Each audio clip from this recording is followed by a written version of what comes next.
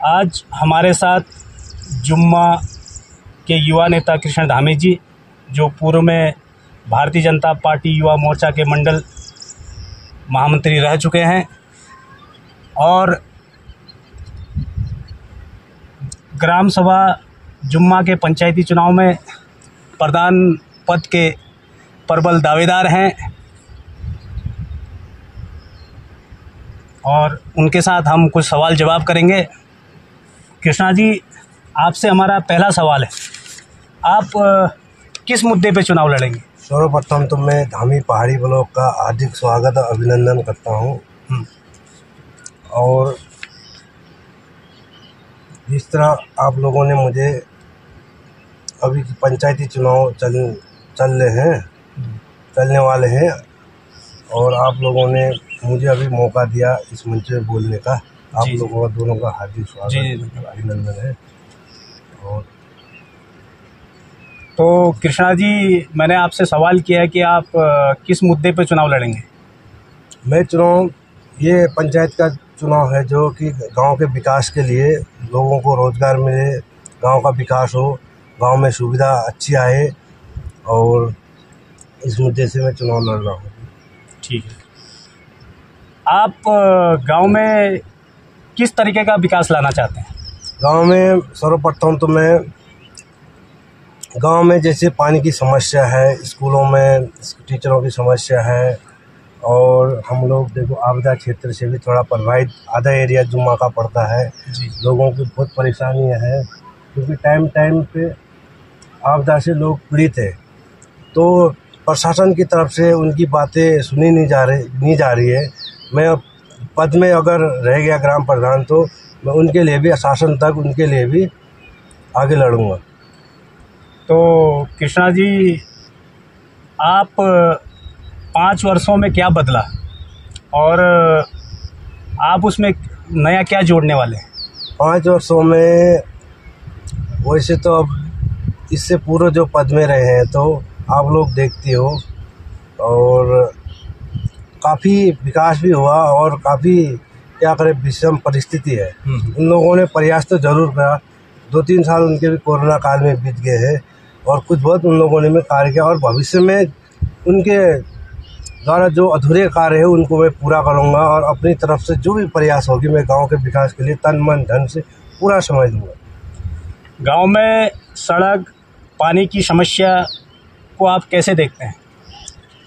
क्योंकि हमारी जो ग्राम सभा जुम्मा की भौगोलिक परिस्थिति भी थोड़ा अलग ही है, विषम परिस्थिति है। देखो समय समय पर आपदा से भी ग्रस्त रहते हैं लोग बाग। कहीं पर जैसे सरकार की तरफ से घर घर नल, घर घर जल योजना भी चली रही है, काम कुछ पूरा हो गया है, कुछ अभी अधूरा पड़ा है। जो अधूरा पड़ा है उसको मैं पूरा करूंगा, मेरी तरफ से प्रयास रहेगा। क्या स्वरोजगार, पर्यटन आधारित योजनाएं आप गांव में लागू करना चाहेंगे, और करेंगे तो आप कैसे करेंगे?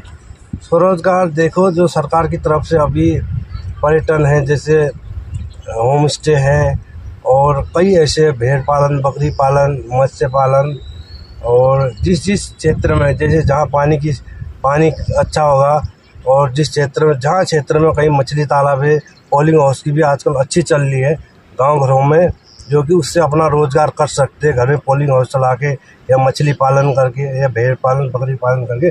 जो सरकार की योजना होगी मैं गांव से गांव तक पहुंचाऊंगा। ठीक है, स्कूलों में शिक्षा की गुणवत्ता कैसे सुधारेंगे? जुम्मा में कई स्कूल बंद हो चुके हैं, टीचरों का अभाव है, नाग, रोड़ा, पालपला और खातपुली आपको पता ही है, दुर्गम स्थानों पर काफ़ी समय से विद्यालय बंद पड़े हुए हैं और जिससे लोगों का पलायन बहुत ज़्यादा बढ़ गया है। इस पर आपका क्या उल्लेख है? सर्वप्रथम तो देखो, स्कूल बंद होने का कारण भी है कि हमारा पलायन है। हम लोग देखो अपने बच्चों को बाहर भेज रहे हैं तो स्कूल तो बंद होना ही है। फिर एक समस्या भी है कि थोड़ा यहाँ की भौगोलिक परिस्थिति खराब है, जो टीचर है यहाँ रुकने को कम मंजूर होते हैं, तो इसकी वजह से भी। और पहले तो हमें जो भी सरकारी कर्मचारी हो चाहे मध्यम वर्ग के, हमें अपने बच्चों को गांव में पढ़ाना पड़ेगा, तब जाके रुक सकता है। बच्चे होंगे नहीं तो स्कूल तो बंद होने का कगार में। बढ़ रहेगी। इसको रोकने का हम प्रयास करेंगे। तो कृष्णा जी, आपके बच्चे भी यहाँ से हम मानते हैं कि आपके बच्चे भी बाहर ही पढ़ते हैं, और तो क्या प्रधान बनने के बाद बच्चों की जो है पढ़ाई और शिक्षा दीक्षा गांव पे ही होगी? क्या आप ऐसी व्यवस्था कर पाएंगे? हाँ, कोशिश प्रयास करेंगे, हम बिल्कुल प्रयास करेंगे कि यहाँ से पलायन न हो बच्चों का, क्योंकि गांव में रोजगार का साधन भी कहीं अगर अपने स्तर से होगा तो हम शासन तक आप प्रयासरत रहेंगे? प्रयासरत रहेंगे। क्या ग्राम सभा जुम्मा की हर बैठक में आप बजट योजनाओं का हिसाब किताब बताएंगे? हर मीटिंगों में तो मैं जैसे उपस्थित रहते हैं, अभी मैं किसी पद में भी नहीं हूँ, है नहीं, और कोशिश करता हूँ कि बजट का वैसे हिसाब तो मिलना चाहिए। गांव में कितना पैसा खर्च हुआ, सरकार ने कितना पैसा दिया, कहाँ पर बजट लगा है, कहाँ पर क्या लगा, कहाँ पर रास्ते बने, कहाँ पर पुलें बनी है। क्या आप बंदर भगाने वाली योजना पर काम करेंगे? हाँ, बंदर भगाने वाली योजना में बिल्कुल काम करूँगा, क्योंकि हमारा प्लान का कारण में ये है कि खेतों में कुछ हो नहीं रहा। जी। हम लोग विकास पर ही निर्भर है। इसके लिए पर्याप्त प्रयास करूँगा कि बिल्कुल बंदरों को रोकने का बिल्कुल प्रयास करूँगा।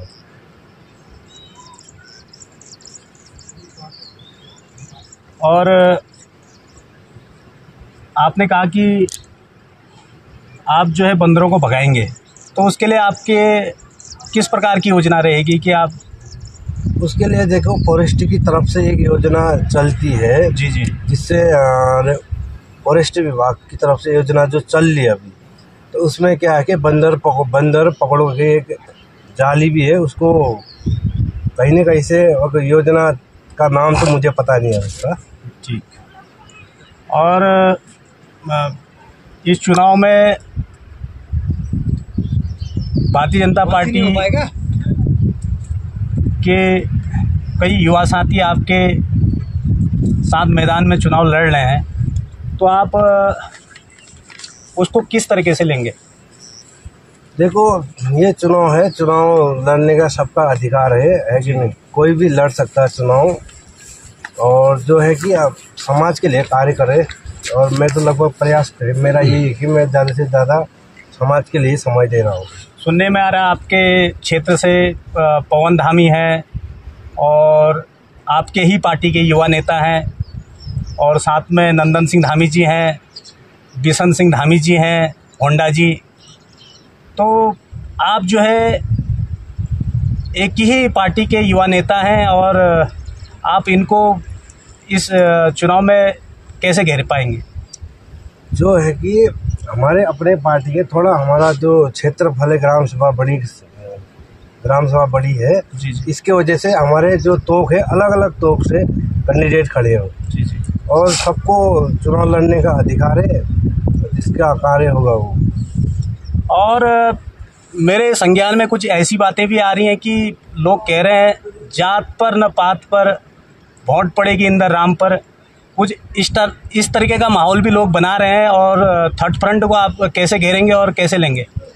आप इससे पीछे का बैकग्राउंड देखोगे तो इससे पहले क्या जो जनजाति की सीट थी, आपने देखा ही है उसका परिणाम। तो जी नहीं, परिणाम तो देखा ही है हमने, और परिणाम तो आज तक के, मगर अब नहीं, लोग कह रहे हैं ना कि थर्ड फ्रंट बनने जा रहा है, और उस पर जो है कई युवा मतदाताओं और युवा लोगों की राय है कि ये फ्रंट जो है लोगों को, इन युवाओं को कड़ी टक्कर देगा। तो आप जो है इतने गुटों में बटे हुए हैं लोग, एक ही पार्टी के लोग हैं, तो आप ऐसे लोगों कैसे घेरेंगे? इस विषय में तो अब मैं कुछ नहीं कह पाऊँगा, क्योंकि वो तो समय और वक्त ही बताएगा।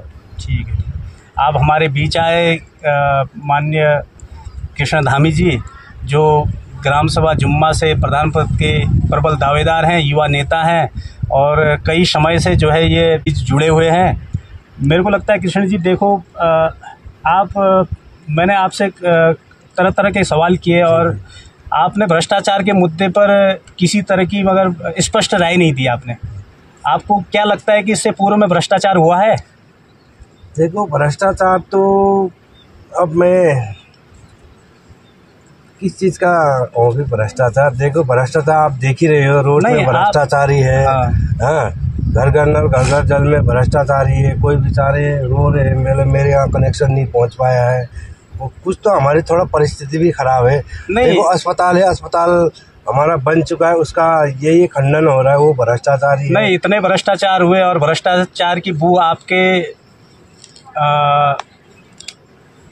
संज्ञान में थी, तो आपका क्या प्रयास रहा कि आपने कोई लिखित शिकायत या किसी प्रकार का कार्य किया इन 4-5 पिछले वर्षों में? देखो पेयजल के लिए तो मैंने खुद मैं पानी से बहुत परेशान हूँ। हमारे गांव वाले जो ये तोक है, अब इस बरसात के मौसम में पानी नहीं है, हम खुद ही परेशान है। क्या है कि हमारा जो है परिस्थिति के अनुसार थोड़ा भौगोलिक परिस्थिति भी खराब है यहाँ। समय समय पर क्या है कि बरसात के मौसम में बारिश भी ज़्यादा हो जाती है, नलें टूट जाती है। कोशिश बेचारे क्या है कि कोई सरकारी योजना तो है नहीं, ये ग्राम सभा की लाइन है कि नहीं, जो वो भी कोशिश करते हैं। और हमने भी ये कहा कि हम जो ये वाला तोक है लगभग हमारे पास कोई स्रोत नहीं है पानी का जिससे हम थोड़ा पी सके। हमारे लिए एक योजना जो है मैंने प्रकाश पंत जी के टाइम से भीमपानी से जद्दर वाली दी थी, वो पास होने के बाद भी टेंडर नहीं लग पाया।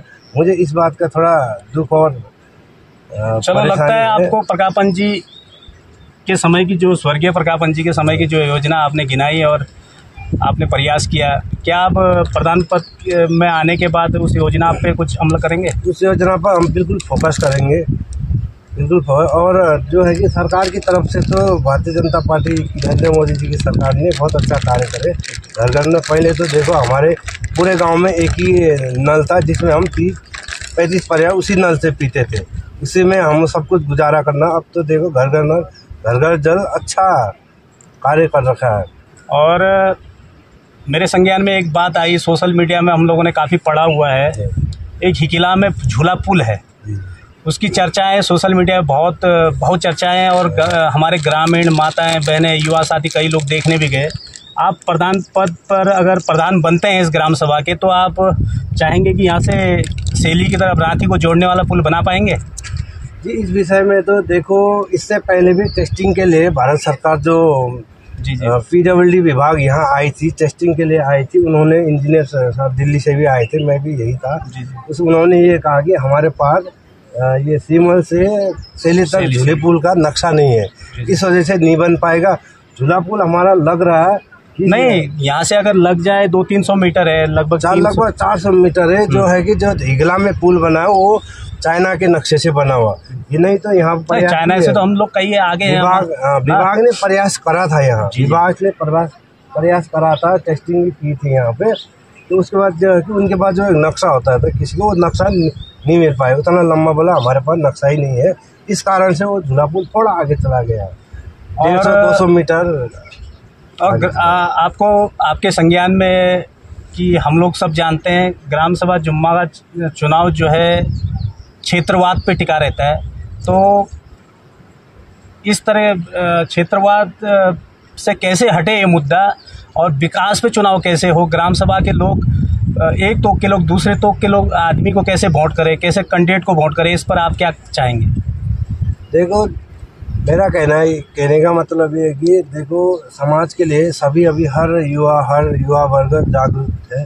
जी सब कार्य कर रहा है, ऐसा नहीं अब जनता पब्लिक जो भी सोचेगी। हाँ, नहीं हम लोग घूमते हैं जैसे ग्राम सभा में, तो कोई लोग कहते हैं नीचे के लोग एक हो जाएंगे तो यहाँ का प्रधान बनेगा, इधर के लोग एक हो जाएंगे तो यहाँ का प्रधान बनेगा, ऊपर के लोग एक हो जाएंगे तो नंदन और बिशन सिंह धामी जी प्रधान बन जाएंगे।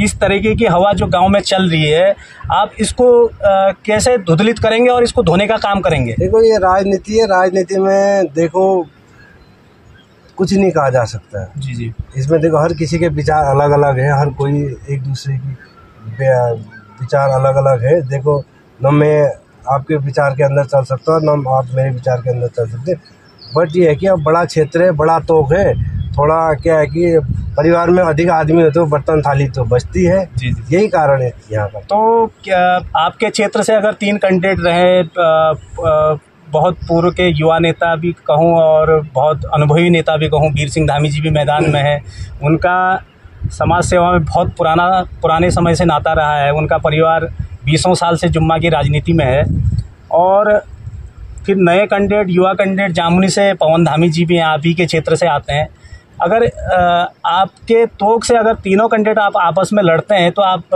क्या करेंगे? तीनों लड़ेंगे? देखो सर्वप्रथम में देखो अभी क्या है कि युवा वर्गों को भी लगभग समय मिलना चाहिए जी। और उनको वृद्धा को भी हमने काफ़ी लंबे समय तक दे चुके हैं और उम्र भी काफ़ी हो गई है। उस हिसाब से तब कहे युवा वर्गों का हो तो वही अच्छा है किसी भी पूरे ग्राम सभा के अंदर।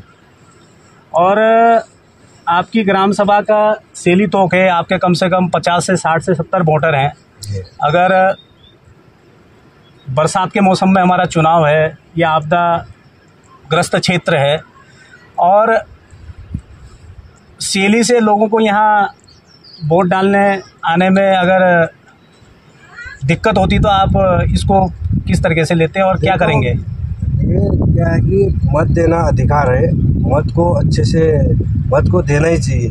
नहीं, मत तो देंगे, अगर आपदा आती है, इस पूरे नाले में एक पुल भी नहीं है, कोई दिक्कत कोई परेशानी होगी तब हम आगे शासन तक कुछ न कुछ बात रखेंगे। नहीं, इस पे आपको कोई विचार कुछ न कुछ तो रखना चाहिए ना। आपदा क्षेत्र के लोग हैं, बरसात में वो वोट डालने कैसे आएंगे? कुछ भी नहीं तो 5-5 किलोमीटर पैदल चल के आएंगे। और अरिंदर जी आप यहाँ भी दिखाएंगे धामी ब्लॉक से, तो देखो कैसी पहाड़ियाँ हैं और दुर्गम क्षेत्र है, नदी नाले उफान पे रहेंगे, तो लोग कैसे वोट करेंगे? और आपने इसके लिए शासन प्रशासन में कोई शासन प्रशासन के संज्ञान में कुछ डाला है? अभी तो हम लोग जो है कि शासन प्रशासन का काफ़ी समय बाद हम जो ये झूला पुल बन रहा है इस विषय से भी हमने कई बार शासन को कहा, कोई दिक्कत है, थोड़ा कोई परेशानी होने के कारण बोला लगने वाला अभी लग नहीं पाया है, वो भी हम रखेंगे वो बात भी। अगर वहाँ हम भी इसी के लिए नहीं आ पाएगी तो बस शासन को हम भी इसी ग्राम सभा के लोग हैं। मैं तो देख रहा हूँ 6-7 साल 2013 की आपदा के बाद कोई पुल ही नहीं लगा हुआ है ना। आपके संज्ञान में भी है, हमारे संज्ञान में भी है। आपने कोई कार्रवाई या कोई पत्र लिखा शासन प्रशासन को? हमने पत्र लिखा, हमने ये कहा कि एक बार शासन को ये कहा कि हमने पुल लगा, बार बार इसमें क्या है नदी का उफान ज़्यादा है तो बार बार जो है कि कई पुलें लगी यहाँ पे बहा के ले जा रहा, तो हमने फिर उसके बाद ये कहा कि एक बार झूला पुल ही लगा दिया जाए। तो अभी तक होने को टेस्टिंग के लिए गए थे, अभी पुल तो लगना चाहिए, शासन को इस विषय में ध्यान देना चाहिए। मैं तो भगवान से दुआ करूंगा और कुलग्रह देवता से भी कहूंगा कि चुनाव के समय ऐसी आपदा ना आए कि जिससे लोग अटक जाएं और लोगों को आने जाने में कोई दिक्कत ना। अगर कोई दिक्कत होती है तो लोग अगर वोट देने से छूट जाते हैं, उसके लिए आप क्या कहेंगे? उसके लिए तो क्या है कि देखो अगर आजकल क्या है बारिश का मौसम है, यहाँ नदी का उफान में तेज रहता ही है, ये आपका कहना भी सही है और वो परिस्थिति देखेंगे। अगर वो नहीं है तो कहीं 2 बार से होते हुए इस साइड पर आएंगे। चलो ठीक है किशन जी, हमारे साथ आप जुड़ने के लिए आपका बहुत बहुत धन्यवाद है। फिर आप मिलेंगे इस चुनाव में। हाँ ठीक, बहुत बहुत धन्यवाद किशन।